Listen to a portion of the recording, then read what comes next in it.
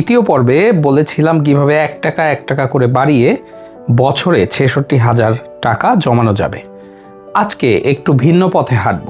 সঞ্চয় যদি করতে হয়, অনেকে ইনবক্সে প্রশ্ন করেছেন টাকার উৎসটা আসলে কি হবে, কোথা থেকে কাট করে জমানোটা যাবে। কারণ অধিকাংশ খরচই তো আমাদের দৈনন্দিন জীবনে যা যা প্রয়োজন হয় সেসব খরচই আমরা করি।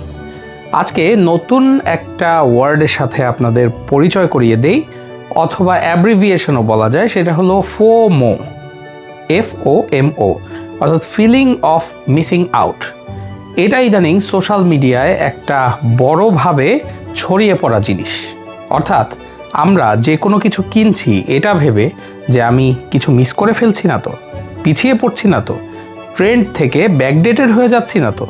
মোবাইল ফোনের মডেল হোক কিংবা একটা লিপস্টিকের শেড অথবা কোনো একটা টর্চ লাইট হতে শুরু করে দৈনন্দিন যে কোনো জিনিস, খাতা, বই, ব্যাগ, সব কিছুর সাথে এখন ট্রেন্ড একটা ট্যাগ লেগে গেছে। এখানে ট্রেন্ডটাকে একটু পাশে ঠেলে নেসেসিটির দিকে আমাদের এগোনো দরকার।